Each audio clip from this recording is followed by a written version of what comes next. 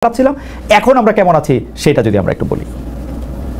খালেদ ভাই, আপনাকে ধন্যবাদ। জেসিন, ধন্যবাদ। এখানে একসাথে আমরা এসেছি। আসলে বাংলাদেশের গণমাধ্যমের সংবাদ স্বাধীনতা, গণমাধ্যমের কাজ, সাংবাদিকরা কিভাবে কাজ করছেন, তাদের উপরে কোন রকমের খড়গহস্ত, কোন রকমের কন্ট্রোল আছে কিনা, এই জিনিসগুলোকে আমাদেরকে অনেকভাবে ভাগ করতে হবে আর কি। এখানে তো একটা হচ্ছে সরকার পক্ষের একটা চাপ থাকে, মালিক পক্ষের একটা চাপ থাকে, বর্তমানের যে ক্ষেত্র সেখানে বিভিন্ন পার্টি ইনভলভ আছেন, তাদেরকে সেইগুলা থেকেও আপনার চাপের সম্মুখীন হতে হয়। সুতরাং আপনি যে বাংলাদেশের সংবাদ মাধ্যম স্বাধীন আছে অথবা মুক্ত আছে, গণমাধ্যম মুক্ত আছে, এটা আসলে মনে করার কোনো সুযোগ নাই আর কি। আপনি দেখবেন যে আগস্ট থেকে এখন পর্যন্ত অনেক রকমের সংবাদ বাংলাদেশের গণমাধ্যমে এসেছে, বিশেষ করে বিশেষ কিছু পত্রিকা যেগুলো বিশেষ কিছু শিল্পগোষ্ঠী ওন করে থাকে, তারা এমন চটকদার সব কার্যক্রম করেন যা সাংবাদিকতার মানদণ্ডে আমার মনে হয় না যে কোনোভাবেই উত্তীর্ণ হয় আর কি। আর এছাড়া এই সংবাদপত্রের যেই মিডিয়া হাউসগুলো আছে, এর মধ্যে কিছু তো আপনার এস্টাবলিশ করা হয়েছে নিজেদের উদ্দেশ্য চরিতার্থ করার জন্য। আপনি দেখবেন যে কিছু চ্যানেল আছে, কিছু খবরের কাগজ আছে যাদের নেপথ্যের ব্যক্তিরা অত্যন্ত বিতর্কিত, এবং এদের কাজ হচ্ছে এক পক্ষ হয়ে এক পক্ষকে আক্রমণ করা, ওই পক্ষ এসে আবার এই পক্ষকে আক্রমণ করে। কেউ কেউ আবার কখনো সরকারের সহযোগী হয়ে ওঠে, কেউ যখন দেখে যে সরকার তাদের কথা শুনছে না তখন গিয়ে তারা সরকারকে আক্রমণ করে। এটা আসলে বেশ জটিল এবং বেশ আমার কাছে মনে হয় যে the environment is very dirty, বেশ নোংরা একটা এনভায়রনমেন্ট এখানে বিরাজ করছে। মানে আপনি আসলে কম কথাতেও সবগুলো বিষয়ই আপনি মোটামুটি এনেছেন, কিন্তু একটু সহজ করে মানে কোয়ান্টিফাই করে যদি আমি এখন বলি যে আপনি যদি সংবাদপত্রের স্বাধীনতার সর্বোচ্চ মান যদি হয় 100, এই মুহূর্তে এই সরকার আসার পরে বা 5 আগস্টে শেখ হাসিনা যাওয়ার পরে আপনি এই সংবাদপত্রের স্বাধীনতার মানদণ্ডে এটাকে কত নম্বর দিতে চাইবেন? সংবাদ স্বাধীনতার মানদণ্ডে আসলে এটা খুব টাফ, কারণ আসলে কয়েকটা নিউজ পেপার আছে that we have to tell যে তারা এখনো কাজ করে যাচ্ছে, 2 থেকে 3টার মতো, সর্বোচ্চ 3টার মতো হয়তো আপনার সংবাদ মাধ্যম আছে, চেষ্টা করছে এখনো সঠিক তথ্যটা দেওয়ার জন্য, এবং তাদের স্বাধীনতা আমি বলবো যে কোনো ক্ষেত্রেই 140-এর বেশি নাই। হাসিনার সময় হয়তো যেটা 25 ছিল সেটা এখন 40 হয়েছে। আর অন্য যারা আছে ধরেন আপনার, ওদের তো আসলে ধরেন স্বাধীনতা ডিপেন্ড করে তাদের মালিক যারা, ওদের মর্জির উপরে। তো ওইটা নিয়ে আসলে মন্তব্য করার কিছু নাই আর কি। ওকে, আমরা আবার আসবো আপনার কাছে স্পেসিফিক প্রশ্ন নিয়ে। আমরা একটু কাজী জেসিন থেকে এই ব্যাপারটা একটু জানতে চাই যে বাংলাদেশের গণমাধ্যম বা সংবাদপত্রকে আপনি আসলে কিভাবে দেখছেন এই পর্যায়ে এসে। ধন্যবাদ স্যারকেও ধন্যবাদ। এই বিষয়টা যে আমরা কথা বলতে পারছি এটা আমি সাধুবাদ জানাই উদ্যোগ নেওয়ার জন্য। আসলে আপনি বলেছেন যে আগের কথা বাদ এখন আমরা কেমন আছি সেটাকে জাজ করার জন্য। আগের কথা বাদ দিয়ে আপনি আজকের অবস্থা জাজ করতে পারবেন না, কোনোভাবেই পারবেন না। একটা ভেঙে যাওয়া বাসায় আপনি কেমন করে সাজিয়েছেন, ভুলে যান ভেঙে গেছেন কিনা, এই কথাটা আপনি বলতে পারবেন না। আগে কি মিডিয়া ছিল, গণমাধ্যম ছিল কিনা, সেই প্রশ্নটার উত্তর আমাদের দেখতে হবে। বিগত 15 বছরে যা হয়েছে সেটা কি সাংবাদিকতা হয়েছে কিনা সেটা আমাদের দেখতে হবে, বিরল বিকল্প বাদে। গত 15 বছর যা হয়েছে সেটা তো আমরা দেখেছি। এখন অনেকে বলে শেখ হাসিনাকে ফ্যাসিস্ট হাসিনা বলতে চায় না, বলে মাফিয়া হাসিনার পতন হয়েছে। তো মাফিয়া আওয়ামী লীগ বা মাফিয়া হাসিনা যে শাসন 15 বছর করেছে, এই শাসনটা যে করতে পেরেছে এই জায়গাটায় তাদেরকে এনাবেল করেছে কারা? তারা কিন্তু আপনার এই মিডিয়ায় তাদেরকে সহযোগিতা করেছে 15 বছর শাসন করার জন্য। আমরা তো গণমাধ্যমকে বলি 4th স্তম্ভ, 4র্থ স্তম্ভ। সেই জায়গা থেকে গণমাধ্যম হচ্ছে দর্পণ, একটা রাষ্ট্র কেমন চলছে, সরকার কেমন করছে সেটা দেখার দর্পণ হচ্ছে গণমাধ্যম। সেই গণমাধ্যম সেই দর্পণ দেখায় নাই, দেখিয়েছে মানবতার মা শেখ হাসিনাকে, দেখিয়েছে যে কাঁদো বাঙালি কাঁদো, বাঙালির চোখে পানি নাই, কিন্তু ফোর্স করেছে মিডিয়াতেও সারা মাস যদি শোক করে যে কাঁদো বাঙালি কাঁদো, অথচ তারা কখনই গুম খুনের কথা তুলে ধরে নাই। এই যে আড়াল করা, এই আড়াল করার মধ্য দিয়ে মাফিয়াতন্ত্র কায়েমে একরকম সহযোগিতা করেছে এই গণমাধ্যম। সুতরাং আপনি কোনোভাবেই 15 বছরের এই সময়কে বাদ দিয়ে আপনি কি এখন জাজ করা পসিবল না। 15 বছরে যা হয়েছে সেটা সাংবাদিকতা ছিল না, 15 বছর যা ছিল সেটা মিডিয়া ছিল না। এখন যা হচ্ছে ভঙ্গুর একটা রাষ্ট্র, সম্পূর্ণ ধসে পড়া একটা রাষ্ট্র, নতুন করে বিনির্মাণ করার জন্য যে প্রচেষ্টা, সেই প্রচেষ্টাটা আমরা ঠিকভাবে নিতে পারছি কিনা, সরকারের উদ্যোগ কি আমরা সাংবাদিকরা সেটা করতে পারছি কিনা, সেই জায়গাটায় যদি আমরা কথা বলি তখন মনে হয় কথা বলাটা সহজ হয়ে যায়। সেক্ষেত্রে আমি বলবো যে আমার মনে হয় যে আমরা চেষ্টা করছি, কিন্তু অনেক শস্যের মধ্যে ভূত যেহেতু রয়ে গেছে, কারণ আপনি এখানে বীজটা বপন যা হয়ে গেছে, সেই বীজের যে বপন আছে, যে বীজটা বপন আছে সেই বীজেরই চারা তো থাকবে। তো সেরকম একটা অবস্থা আছে। আপনি এখানে ব্যবস্থার যে সিস্টেমের মধ্যে আমরা আছি, সেই সিস্টেম যদি সম্পূর্ণরূপে ভেঙে দেওয়া না যায়, সেই সিস্টেম থেকে যদি বের হয়ে আসা না যায়, তাহলে আপনি নতুন করে স্বপ্নের মধ্যে থেকে বলতে পারেন না যে সাংবাদিকরা সম্পূর্ণ স্বাধীন কিনা। সাংবাদিকরা সম্পূর্ণ স্বাধীন হবে কি করে? একটি ঘরের কি আপনার শুধুমাত্র পর্দাটা বদলালেই হয়ে যাবে, একটি ঘরের কি শুধু দুয়ারের রংটা বদলালেই হয়ে যাবে যে সেই ঘরটা অন্যরকম হয়ে গেল? তা তো না। আপনার ফাংশন করছে কারা, কিভাবে, সেখানে তো কোনো পরিবর্তন আসে নাই। সুতরাং আমরা যদি বলি যে অনেক কিছু পরিবর্তন আমরা আশা করছি, সেটাতে ইউটোপিয়ান চিন্তা হবে বলে আমার কাছে মনে হয়। জেসিন, আপনাকে ধন্যবাদ। আমি আপনার প্রসঙ্গে আসার আগে আমি একজন দর্শকের মন্তব্য একটু পড়তে চাই। আশরাফুল করিম খান তিনি মন্তব্য করেছেন, অসংখ্যবার একই মন্তব্য তিনি করছেন, সেজন্য তার মন্তব্যটি চোখে পড়ছে। খালেদ ভাই, আপনি যেই টোনে এনসিপির নেতাদের সঙ্গে কথা বলেন, সেই টোনে কি এই দুইজন অতিথির সঙ্গে কথা বলতে পারবেন? আছে সেই হেডম?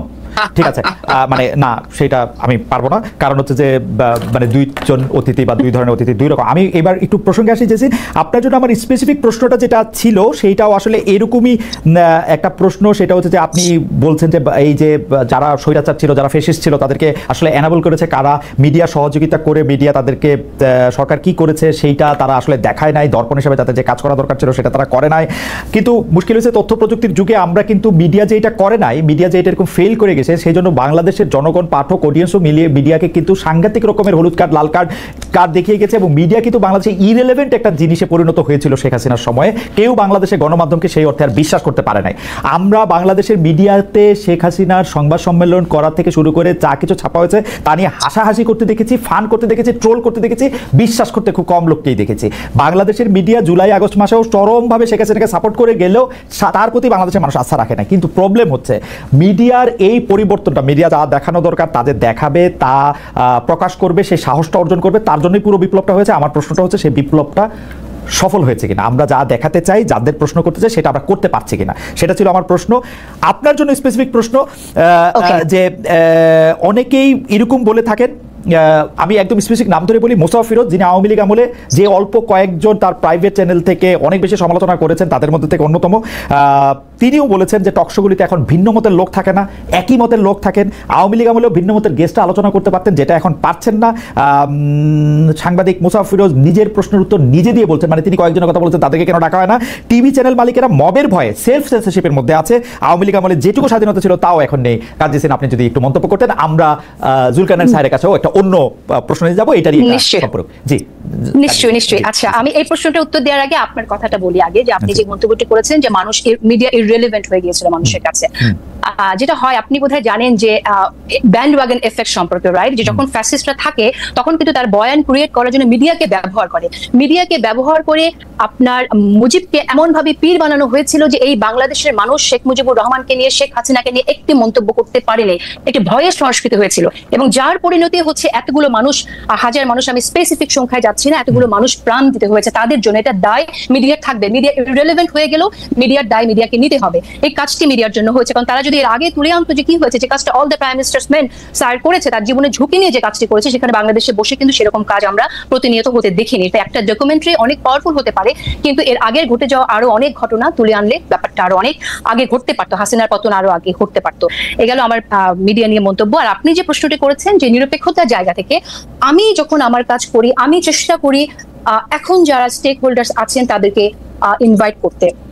আমাদের অনেক সমস্যাই হয়, আপনি নিজে হোস্ট করছেন একটা অনুষ্ঠান, নিজে পরিচালনা করছেন, আপনি জানেন যে কি ধরনের চ্যালেঞ্জ ফেস করতে হয়, অনেকে অনেকের সাথে বসতে চায় না, এই ধরনের প্রবলেম থাকে। তারপর আমার জায়গা থেকে আমি মনে করি যে আমি যতটুকু চেষ্টা করছি সেটা আমি সৎভাবেই চেষ্টা করছি সবার পার্টিসিপেশন রাখার জন্য। আমাকে শোনা এরকম মন্তব্য শুনতে হয় যে আমি আমার প্রোগ্রামে শুধু কেন এত এনসিপির নেতাদেরকে কেন ডাকি, তারা তো ছাত্র, তারা তো অল্প বয়স, তাদের সাথে অনেকে বসতে চায় না, আপনি কেন ডাকেন? আমার শুনতে হয় এরকম মন্তব্য। আমার এরকম মন্তব্য শুনতে হয় যে আমি অনেক জামাতে নেতাদের ডাকি, কিন্তু আমি তাদেরকে ডাকি এই জন্যই যে গণ অভ্যুত্থানের যারা স্টেক হোল্ডার্স, আমি মনে করি তাদের ভয়েস, তাদের ইনক্লুসিভনেস আমাদের মেনটেন করা, ম্যানেজ করা দরকার, যে কোনো ভাবেই হোক আমাদের আলোচনার মধ্যে।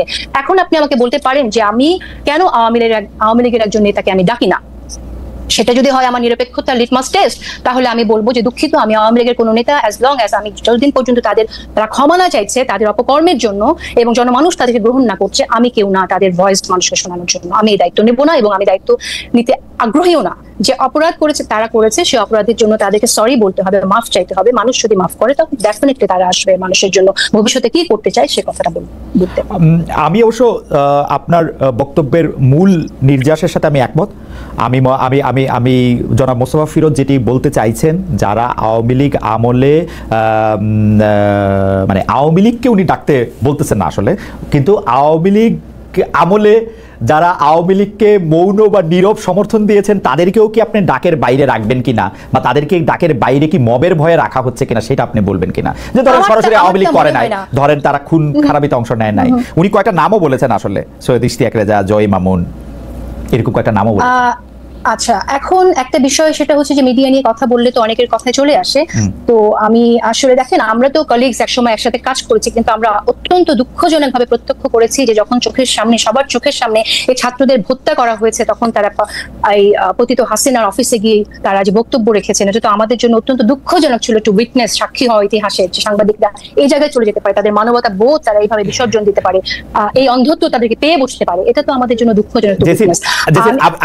আমি আপনাকে এই জায়গায় একটু থামাই, কারণ আমার দ্বিতীয় প্রশ্নটার মধ্যে যে আপনার এই সাংবাদিকদের যে শেখ হাসিনার সাথে যে তাদের সম্পর্ক, তাকে যে আসলে আপনি প্রথমে যে এনাবল করার কথাটা বলেছেন, সেটার ক্ষেত্রে আপনার যে জায়গা, সেটা অন্য পেশাজীবীদের ক্ষেত্রে একই রকম কিনা সেটা নিয়ে আমরা দ্বিতীয় প্রশ্নে আসবো। আপাতত একটু স্যারের কাছে যাই যে স্যার, আপনি একজন পেশাদার সাংবাদিক, আপনার অনুসন্ধানের মাধ্যমে, সোর্সের মাধ্যমে রাষ্ট্রের দুর্নীতি, অসঙ্গতির অনেক ডকুমেন্টস আপনার হাতে আসে, সেগুলি কিছু আপনি নিজের সোশ্যাল মিডিয়াতেও তুলে ধরেন। তার মানে ব্যক্তি আপনার সঙ্গেও একটা সংবাদ মাধ্যমের একটা প্রতিযোগিতা আছে, যে মানে আপনি যেটা আসলে আপনার প্রতিষ্ঠান থেকে তুলে ধরছেন না, এমন অনেক কিছু আপনার ব্যক্তি জায়গা থেকে আপনি এটা তুলে ধরছেন।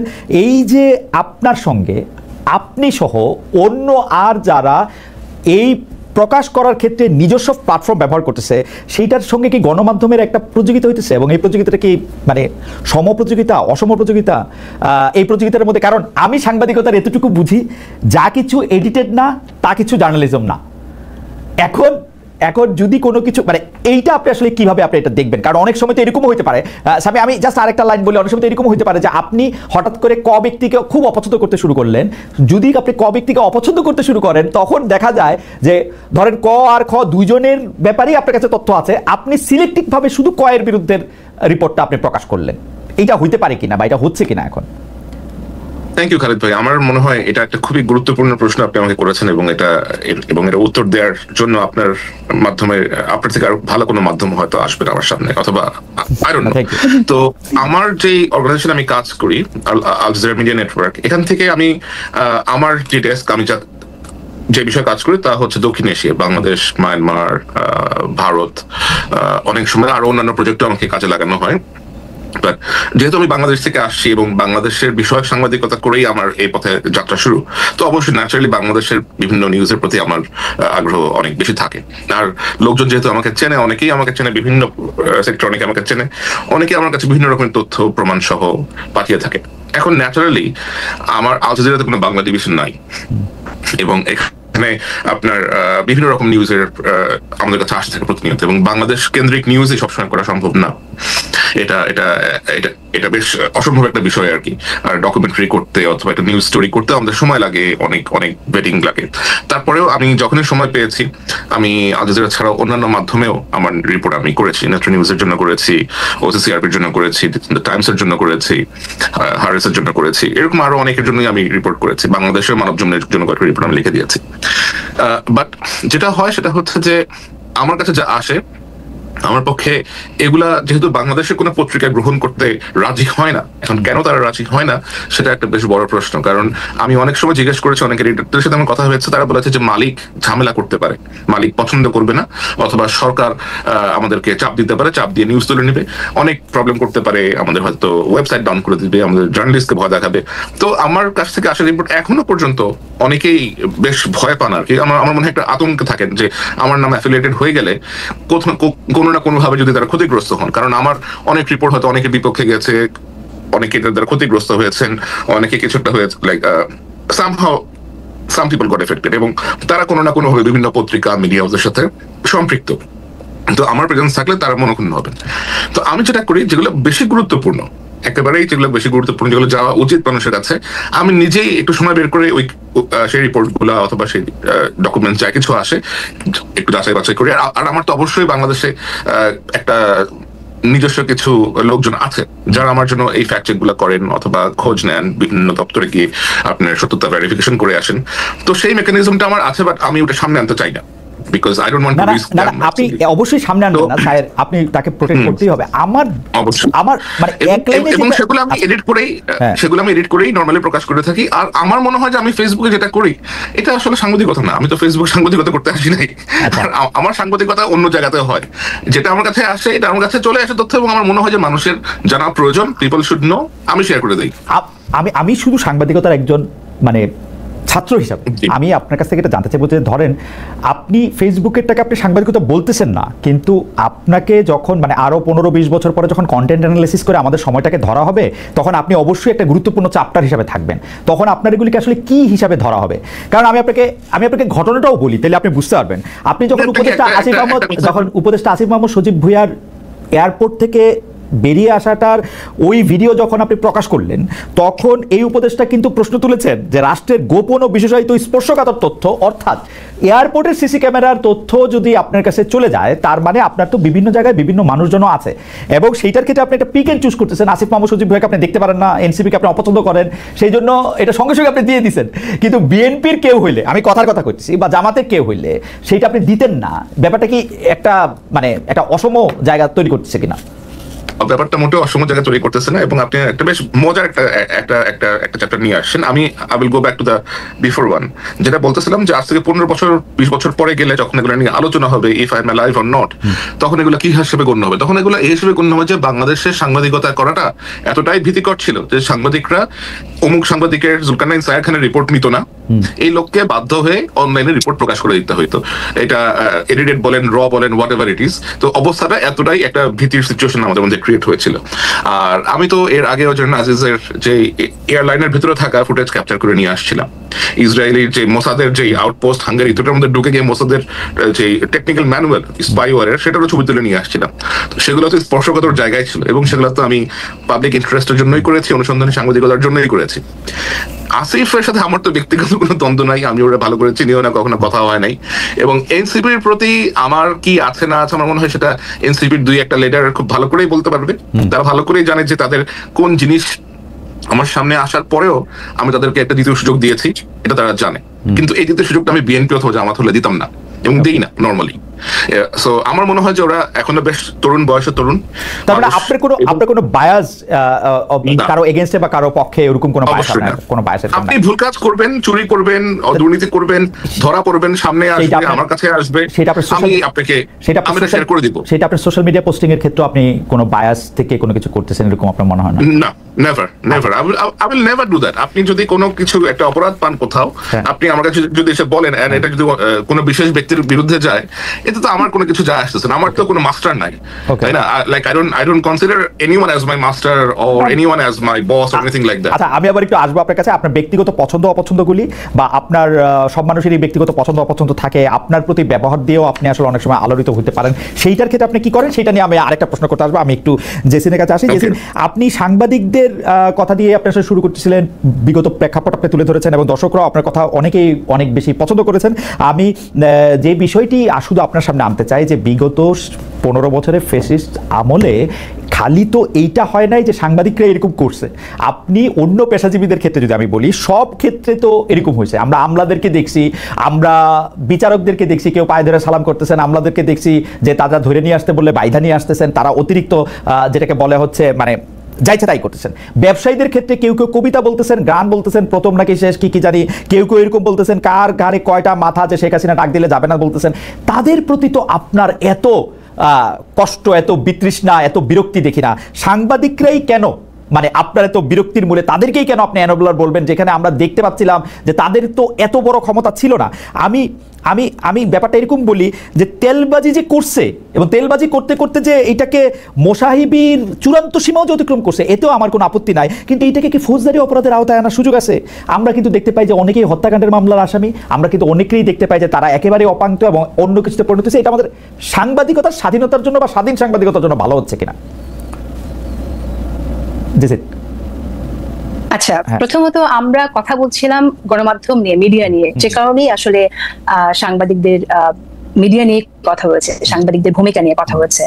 আর আমলাদের বিষয় নিয়ে তো আমরা অনেকবারই বলেছি, আমি তো আমার অনুষ্ঠানে আমি অনেকবারই আলোচনার এনেছি যে আমলারা যা করেছে, এবং আমরা এরকম শুনি যে বিভিন্ন লেয়ারে আওয়ামী লীগ টেস্ট করে করে তাদেরকে প্রমোশন দেওয়া হয়েছে। আমি একজন উপদেষ্টাকে নাম উল্লেখ না করে জিজ্ঞাসাই করেছিলাম যে সে একই আমাদেরকে নিয়ে তারা নতুন বাংলাদেশ গড়বে কি করে। তো দামোত্তরটা ছিল এরকম যে বদলানো সম্ভব না, কারণ এর পরের যে লেয়ার সেটাও আওয়ামী লীগ, তারপরের লেয়ার সেখানেও আওয়ামী লীগ, এরকম 5টা লেয়ারেও সে চেক করে দেখেছে সবই আওয়ামী লীগের। সো এরকম একটা সিচুয়েশনে সরকার কাজ করছে। ডেফিনেটলি আমরা বারবার বলছি এটা যে সরকারের উচিত যেখানে তদন্ত করা কারা আসলে আওয়ামী লীগের হয়ে কাজ করেছে এবং কাদের বিরুদ্ধে তদন্ত করলে, যাদের বিরুদ্ধে তদন্ত করলে প্রমাণিত হবে তাদের বিরুদ্ধে ব্যবস্থা না, সেটা আমরা বারবারই বলছি এবং বলবো। বিচারের ক্ষেত্রেও তাই, এটা আমরা দেখেছি কিছু পরিবর্তন এসেছে, নতুন বিচারক নিয়োগ করা হয়েছে এবং যারা বিচার ব্যবস্থার দায়িত্বে আছেন, আইন উপদেষ্টা আছেন, অ্যাটর্নি জেনারেল আছেন, তারা এই কাজটা করছেন বলে জানি। আরো ব্যাপকভাবে করা দরকার, কিন্তু যেহেতু আমরা গণমাধ্যম নিয়ে কথা বলছি সেই জন্য গণমাধ্যমের বিষয়টি এসেছে।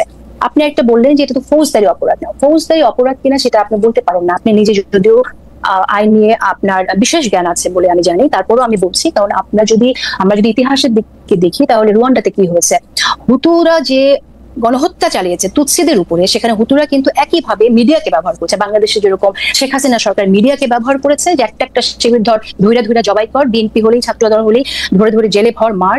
তো এই যে একটা অবস্থা আমরা দেখেছি, স্লোগান হিসেবে যদিও শিবিরের ওই স্লোগানটা পপুলার হয়ে গিয়েছিল, কিন্তু গুম খুন করতে তো আমরা বিএনপির নেতা কর্মীকেও আমরা দেখেছি যে নিয়ে গেছে, গুম হয়ে গেছে, ফিরে আসেনি, এই ঘটনাটা ঘটেছে। তো তখন কিন্তু আমরা কোনো প্রতিবাদ দেখি নাই। তো সেম যেটা আমি রেফারেন্স দিচ্ছিলাম, রুয়ান্ডাতে কিন্তু একই ঘটনা ঘটলো এবং রুয়ান্ডাতে আপনার হুতুকে কি বলবো সমর্থন যোগানোর জন্য, তাদের প্রোপাগান্ডাকে সমর্থন যোগানোর জন্য সেখানে RTLM নামে একটি রেডিও স্টেশন ছিল। সেই রেডিও স্টেশনের মালিকের কিন্তু মৃত্যুদণ্ড হয়েছিল যে শুধুমাত্র এই প্রোপাগান্ডা ছড়ানোর জন্য। এবং তার ওখানে যে কথাটা বলেছিল যে আমরা শুনতে পেয়েছি, সেখান থেকে এরকম বাণী দেওয়া হয়েছে সেই রেডিও থেকে, go clean, the grave is not yet fulfilled.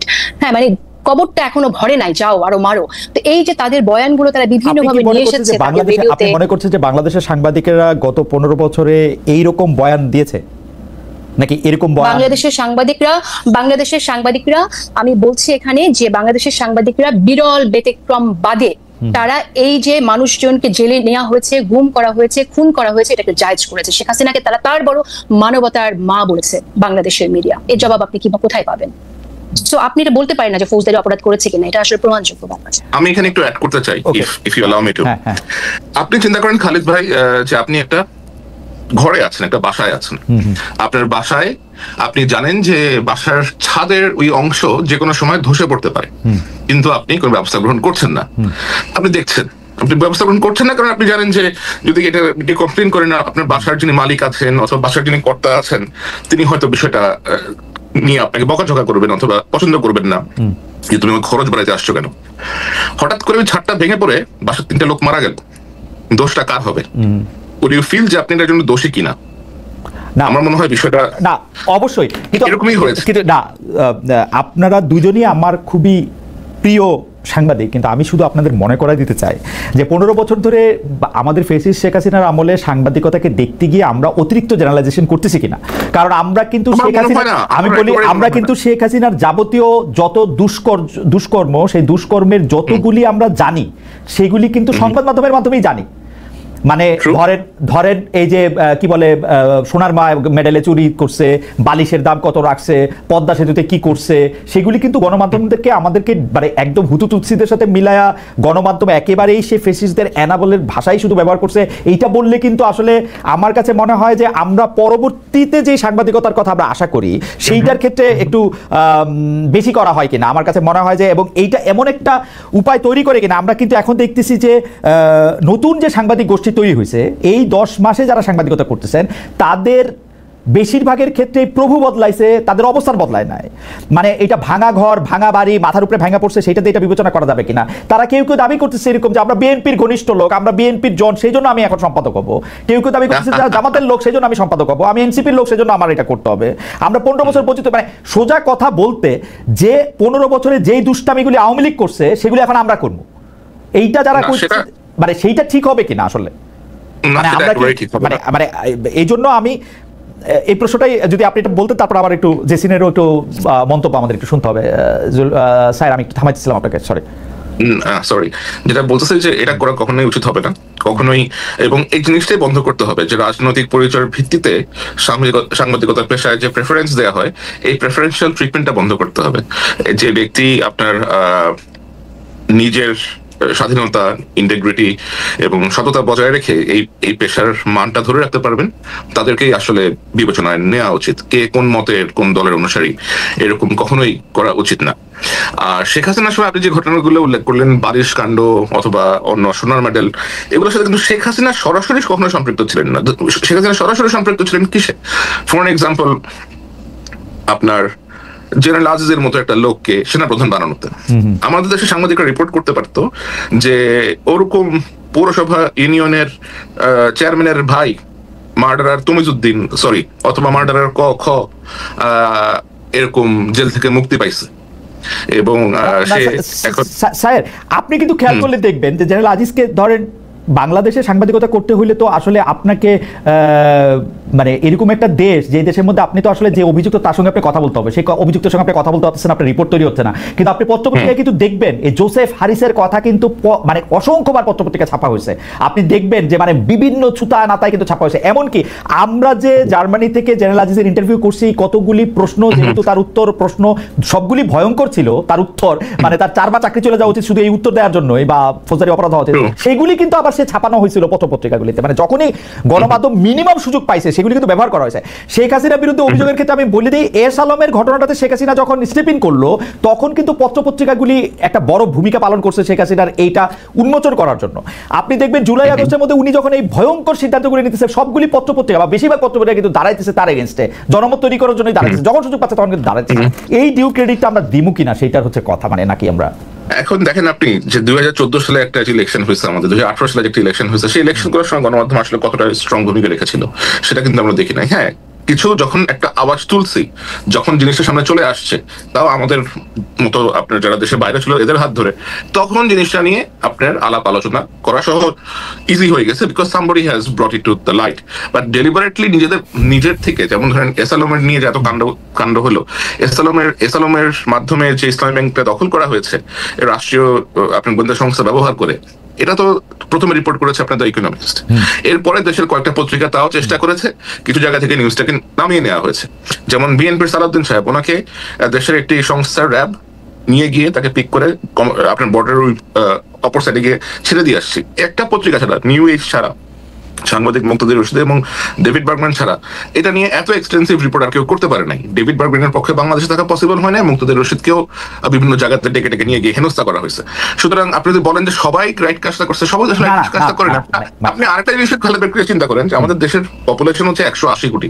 180 কোটি দেশের জনসংখ্যার মধ্যে থেকে 180 মিলিয়ন, লাইক 18 কোটি। 18 কোটি মানুষের মধ্যে আপনি দেখবেন যে আপনি হাতে গুনতে পারবেন অ্যাকচুয়ালি 20 থেকে 25টার মতো হয়তো সাংবাদিক আছে যারা গত 15 বছরে এক্সাক্ট কাজটা করার চেষ্টা করেছে, সামহাও দেশে থেকে হোক দেশে বাইরে থেকে হোক। এই যে হাজার হাজার সাংবাদিক রেজিস্টার্ড আছে আপনার, এই ইউনিয়ন, ডিআরইউ বলেন, কত কমপক্ষে 100টার মতো ইউনিয়ন আছে। এরা কি কাজটা করছে সংঘবদ্ধভাবে? এডিটরস গিল্ড বলেন, এডিটরস এই বলেন, প্রতিটা সংগঠন, আমরা এটা একদম মুখস্থ বলতে পারি যে এবারে যারা সংগঠন করে করছে, প্রধান কাজই ছিল সরকার প্রধানকে আসলে, যেটিকে আমরা তেলবাজি বলতেছি, ওইখানে গিয়ে আপনি মা, আপনি বাবা, আপনি আমাদের সব, আপনি আমাদের সোনামণি, এগুলো কি সাংবাদিকদের ভাষা হওয়া উচিত? না, একেবারে উচিত না, একেবারে উচিত না। আমি এই ব্যাপারে আপনার সাথে শতভাগ একমত। আমি একটু কাজে যেছি, এই ফোরামগুলো যদি স্ট্রং হইতো, এই ফোরামগুলো যদি একটা শক্ত পদক্ষেপ নিত, তাহলে তো আর এরকম হতো না। ফোরামগুলো যদি সাংবাদিকদের মধ্যে সাহসের সঞ্চার করার চেষ্টা করতো, তাহলে তো আর নিশ্চয়ই এমন হতো না। আপনি ডিজিটাল সিকিউরিটি কেস দিতে পারেন একটা সাংবাদিকের নামে, আপনি 1000 সাংবাদিকের নাম দিতে পারবেন ডিজিটাল সিকিউরিটি কেস একসাথে, সেটা আপনি করতে পারবেন। আচ্ছা, এটাতে একটু কাজে যেছি মন্তব্য একটু শুনি। আমাকে যদি মনে হইতে থাকে, আমি একটু মাঝখানে বলে দিই, মানে দর্শকরা তো এত দ্রুত অনেক সময় সিদ্ধান্ত চলে আসেন এবং বিভিন্ন জায়গা থেকে কেটে কেটে এটার মধ্যে বলেন। আমার কিন্তু মনে হয় গত 15 বছরে আমরা সবচেয়ে বেশি যে জায়গায় ফেল করছি সেই জায়গাটার নাম সাংবাদিকতা। সাংবাদিকদেরকে যদি আমি পরীক্ষার খাতা দেখতে নাম্বার দিতাম, আমি 10-এ অন্য সাবজেক্টে নাম্বার কেটে দিতাম, মানে শূন্য তো দিতামই। আমার স্যার যেমন আমি অঙ্ক কম পারতাম বলে সেটাতে তো শূন্য দিত, ইংরেজি থেকেও 2 নাম্বার কেটে দিত, ওরকম অন্য জায়গা থেকেও আমি 2 নাম্বার কেটে দিতাম। আমার অবস্থা সেটা। কিন্তু ঘটনা হচ্ছে বর্তমানে আমরা যে সাংবাদিকতার যে জায়গাটাতে আসি সেই জায়গাটা থেকেও যদি একটু বলেন যে এইটারই ধারাবাহিকতায় আর কি আমার অবস্থা কিন্তু, মানে আমি কিন্তু আপনাদের সাথে একদম একমত। সাংবাদিকতা আমাদের ব্যর্থতা নিয়ে, সম্মিলিত ব্যর্থতা নিয়ে আমি একদম একমত। না, আপনি যেহেতু একমত তাহলে আমার অ্যাড করার কিছু নাই, যে আপনি নিজেই জানেন যে প্রশ্ন নয় প্রশংসা করতে এসেছি, সেই বিখ্যাত টার্ম নতুন করে অ্যাড করার কিছু নাই। আমাদের মনে রাখা উচিত কিশোরের কথা, মুশতাকের হত্যার কথা, সেই সাংবাদিকদের কথা আমাদের মনে রাখা উচিত, সাংবাদিকদের গুম করা হচ্ছে, সেই কথাগুলো মনে রাখা উচিত। আর সংবাদ মাধ্যমে একটু অ্যাড করি শুধু, সেটা হচ্ছে যে খুব অল্প বিস্তর যে সমালোচনাটা করলে সহ্য করবে, কিছু না সমালোচনা করলে তো টেকা যাবে না, সেরকম একটু সমালোচনা করেই কিন্তু হয়েছে। মূল জায়গাগুলোতে অ্যাটাক করে যে জায়গাটা আসলে তুলে আনা দরকার সে কাজগুলো করা হয়নি। আয়নাঘরের কথা মানুষ জানা সত্ত্বেও কিন্তু আনতে পারেনি, কোনোভাবে ইনিয়ে বিনিয়েও আনতে পারে নাই। এখন সাংবাদিকতার কথা যদি বলি যে আমরা আসলে এখন কেমন আছি, আমার তো মনে হয় যে মূল জায়গাটাই তো নষ্ট হয়ে গেছে। তো মূল জায়গাটা যখন নষ্ট হয়ে গেছে, এটা ঢেলে সাজানো ছাড়া তো সুপারফিশিয়াল যাই হবে সুপারফিশিয়াল। আপনি উপর থেকে একজন ব্যক্তি পরিবর্তন হলে, দুজন ব্যক্তি পরিবর্তন হলেই তো হবে না, পুরো সিস্টেমটাই তো করাপ্ট। এখানে যেমন আপনার কর্পোরেট সেন্সরশিপ আছে, পলিটিক্যাল সেন্সরশিপ তো আসবেই। যখন কিনা আপনার কালো টাকার বিনিয়োগ থাকবে তখন তো আপনার পলিটিক্যাল সেন্সরশিপটা আসবে। আরেকটা বড় সমস্যা হচ্ছে, দেখেন এই যে শেখ হাসিনা কিন্তু বাকশাল, একটা নব্য বাকশাল, ডিজিটাল বাকশাল কায়েম করেছেন। কিভাবে? পত্রিকা বন্ধ না করে, ভেরি স্মার্টলি পত্রিকা বন্ধ না করে, কোনো টেলিভিশন বন্ধ না করে, আরো বেশি বেশি লাইসেন্স দিয়ে সবগুলোকে নিজের জন্য, নিজের মাইক হিসেবে ব্যবহার করার মধ্য দিয়ে। এখন এই প্রতিষ্ঠানগুলো লাইসেন্স কাকে দেওয়া হয়েছে?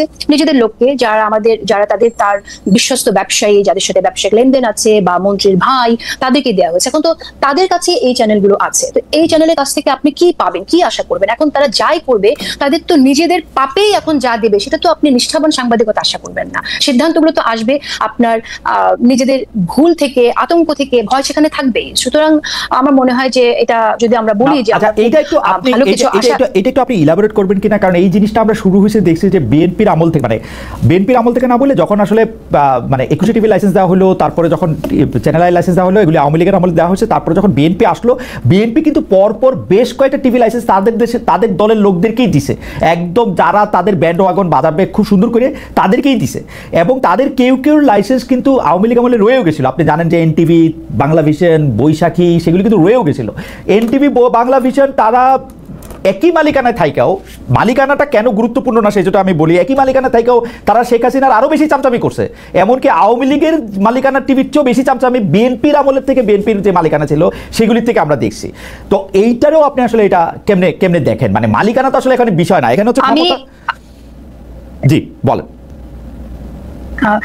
মালিকানাটা বিষয় না, কিন্তু মালিকানাটাও আবার বিষয়। কারণ হচ্ছে যে আপনার যখন এখানে একজন ব্যবসায়ী কালো টাকা নিয়ে আসবে তার ব্যবসা রক্ষা করার জন্য, সেটা তখন মিডিয়াটা তার ব্যবসা হিসেবে ব্যবহার করবে না, সে তো এটাকে অস্ত্র, ওয়েপন হিসেবে ব্যবহার করবে। সুতরাং এখানে মালিকানাটা ব্যাপার। আপনি আর যে চ্যানেলের কথা বললেন, প্রত্যেকটা চ্যানেল, যেমন আমি বাংলা ভিশনের কথা নিয়ে এসেছেন, বাংলা ভিশন চ্যানেলটা কিন্তু আমার জন্য যে পরিমাণ তারা নিয়েছে, টেনশন নিয়েছে, চ্যানেলটা বন্ধ হয়ে যেত যদি, আমাকে তো তারা টানা একটা বছর থ্রেট দিয়েছে শো বন্ধ করার জন্য, তাদের পক্ষে কথা বলার জন্য। যখন আমি কোনোভাবে রাজি হই নাই, তখন কিন্তু তারা চ্যানেলটা বন্ধ করে দিত, শুধুমাত্র চ্যানেলটা বাঁচানোর জন্য। শেষ পর্যন্ত আমার শোটা স্যাক্রিফাইস বন্ধ করে দিতে হয়েছে, এবং আমি দিয়েছি সেটা সেই সময়। সুতরাং এরপরে তারা টিকে থাকার জন্য কি করেছে, আমি এত মানে সূক্ষ্মভাবে অবজার্ভ করিনি তখন কি করেছে, কিন্তু ডেফিনেটলি প্রতিবাদ করা উচিত ছিল। আমি আবারও বলবো যে একজন প্রতিবাদ করলেই, আসলে এক জায়গা থেকে প্রতিবাদ করলেই হয়, শুরু হয়ে যায়। কারণ সবাই যদি একই জায়গায় যেতে থাকে তখন কিন্তু মানুষ, মানে আমার কাছে শাসকরা আর ওই কাজটা করতে পারে না, ঐক্যবদ্ধ হয়ে থাকা। আমার মনে হয় যে আপনার বক্তব্যের সাথে আমি একমত, কিন্তু আমার অভিজ্ঞতাটা যেহেতু একটু আলাদা, সেই জন্য আমি বলি যে আমি এরকম শুনতাম যে ডিজিএফআই উমুককে নিতে মানা করছে, আমি নাম ধরে বলি কারণ এগুলো সব ইউটিউবে আছে, যে আসিফ নজরুলকে নিতে মানা করছে, সায়ন্তকে নিতে মানা করছে। আমি যেইটা শুনতাম মানা করছে, বাজারে গিয়া ওই লোককে আমি নিতাম, ওই লোককে আমার অনুষ্ঠানে ডাকতাম, ওইখানেই তার সাথে আমি কথা বলতাম। আমি জীবনে কোনোদিন ডিজিএফআই আমাকে কোনো ফোন করে নাই, জীবনে কোনোদিন আমাকে কোনোদিন আমার কোনো মালিক আমাকে জীবনে কোনোদিন বলে না যে তুমি এই অনুষ্ঠানগুলিতে ইউটিউবে আসে, আমারে কোনোদিন বলে নাই যে এটা তুমি করতে পারবা না। সো আমি এটা না, মানে এইটা আমি আপনার তাহলে শক্তি অনেক বেশি ছিল, সেই তুলনায় আমি হয়তো অনেক দুর্বল ছিলাম। আমি একজনকে আমি নিশ্চয়ই আমি দুর্বল ছিলাম, কারণ হচ্ছে আমি একটু বলি এখানে, সেটা হচ্ছে আমার যখন কোনো কাজ নাই, আমি মাসের পর মাস, বছরের পর বছর এখানে যাই সেখানে যাই আমাকে একটা কাজ দেওয়ার জন্য, তখন আমি একজনকে বলেছিলাম যে সে তো বলতে পারে, আমি একটু বললে তাদের সমস্যা কি, তখন বলেছে তার শক্তি অন্য জায়গায়। এই কথাটা কিন্তু আমি শুনেছিলাম, আমি নাম উল্লেখ করছি না। সুতরাং আমি বলছি আমি জানি না আমার শক্তি বলতে আমি এটা বুঝি যে আমার কোনোদিনই কোনো সরকারের কাছে গিয়ে চা কফি খাইতে হয় নাই, আমারে কোনোদিন ডিজিএফআই ইফতারি গিয়ে বসে থাকতে হয় নাই। আমার শক্তির জায়গা আমি বুঝি যে আমার একটা থানার ওসি বদলানোর ক্ষমতা ছিল না, ওইটাই আমার শক্তি। দ্যাটস ওয়াই আমি কোনোদিন যেহেতু পাওয়ারফুল ছিলাম না, সেহেতু আমি কোনোদিন পাওয়ারহীন হই নাই আর কি, এটা আমি বুঝি। ওসি বদলানোর শক্তি ছিল কিনা সেই জায়গাটা আমি প্রেস ক্লাবে গেলে এই গল্প শুনতাম যে মানে সাংবাদিকরা ফোন করলে নাকি ওসি বদলা যায়। আমি প্রেস ক্লাবে গেলে আমিও শুনেছি, কিন্তু সেই প্র্যাকটিসটা কোনোদিন আমিও করিনি, কখনোই না। সো ওটা বলতে চাইছি না, আমি বলতে চাই যেটা, যে সত্যতার সাথে যদি সাংবাদিকতা কেউ করতে চায় তাহলে সে করতেই পারে, কিন্তু তার পাশে মানুষকে থাকতে হয়, প্রতিষ্ঠানকেও থাকতে হয়, সেটা আমি পাশে পাই না। সেই জায়গা থেকে প্রতিষ্ঠানে থাকাটা খুব জরুরি, সেটা খুবই জরুরি। এবং প্রতিষ্ঠানের যদি মালিক হয় আরো পাওয়ারফুল, তখন তার শক্তিটা হয়ে যায় আরো বেশি। হয়তো সেটা আমার ছিল না, সেজন্য আমি হয়তো পারি না। আমি যে টেলিভিশনে কাজ করতাম সেই টেলিভিশনের মালিক ছিলেন সালমান এফ রহমান। সেজন্য আপনার পাওয়ার অনেক বেশি ছিল মনে হয়। আমি সালমান এফ রহমান, আপনাদের মনে আছে 2018 সালে তিনি একজন ফরেস্ট কুকসন বোধ হয় একজন জরিপকারী আমেরিকান একজনকে ডেকে এনে তিনি একটা জরিপ করালেন, যেখানে দেখা গেল আওয়ামী লীগের সাংঘাতিক ভালো সম্ভাবনা 200 নাকি 250 আসন পাবে 2018 ইলেকশনে। আমি ফরেস্ট কুকসনকে ডাইকে আমার টেলিভিশনে কিন্তু জিজ্ঞেস করতেছিলাম যে আপনি যে সালমান এফ রহমানের টাকা নিয়ে এটা করলেন, এটা যে একটা কনফ্লিক্ট অফ ইন্টারেস্ট হচ্ছে, কারণ উনি এখন ইলেকশন করতেছেন, এটাকে আপনি বোঝেন? That I could do. এখন খালিদ ভাই, now I will have to step in. আমি তো শুনলাম এতক্ষণ সালমান এফ রহমান কে actually, what he does. Okay, তার কাজটা কি? He is a power broker.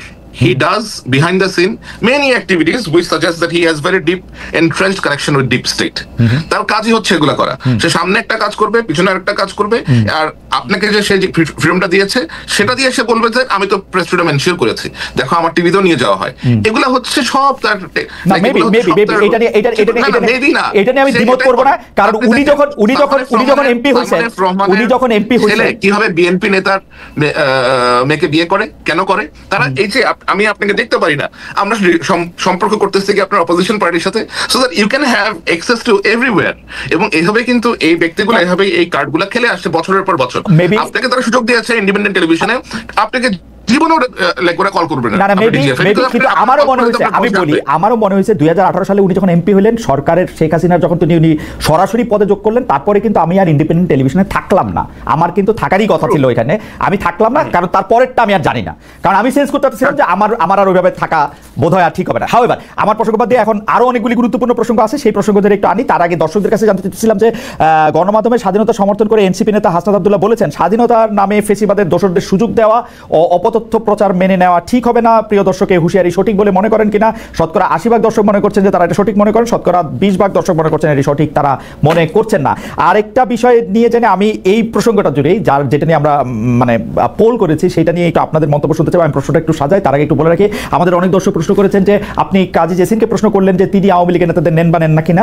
আমাকে এই প্রশ্ন করলে কি হবে? আমি আওয়ামী লীগের নেতাদের নিতে চাই, শেখ হাসিনাকে, ওবায়দুল কাদেরকে এবং আওয়ামী লীগের প্রেসিডিয়ামের যারা সদস্য আছেন বা সর্বশেষ যারা সদস্য ছিলেন তাদের কাউকে, অন্য কারোর সাথে আমার কথা বলার আগ্রহ নাই। যারা নীতি নির্ধারক আছেন তারা কিভাবে কি করলেন, কেমনে দেশ চালালেন, কেমনে গুলি করলেন, কেমনে পালাইলেন, সেগুলি আমি তাদের জানতেই চাই। যদি তারা আসতে চান আমি সবসময় তাদেরকে নিতে চাই এবং তাদেরকে প্রশ্নও করতে চাই। কাজী জেসিন, আমি আপনার কাছে যে প্রশ্নটি করতে চাই সেটি হচ্ছে যে এনসিপি নেতা হাসনাত আব্দুল্লাহকে মানে মিডিয়া হাউসের কথা বলে যে কথা বলেছেন, মানে যেটাকে অনেকটা হুঁশিয়ারি বলে মনে হইতেছে, এর প্রতিবাদ করেছেন আবার দেশের প্রধান প্রধান সাংবাদিক সংগঠনগুলো। যদিও আমি সায়েরের বক্তব্যের সাথে সম্পূর্ণ একমত, সাংবাদিক সংগঠনগুলি নিয়ে আমার খুব বেশি উচ্চাসা নাই।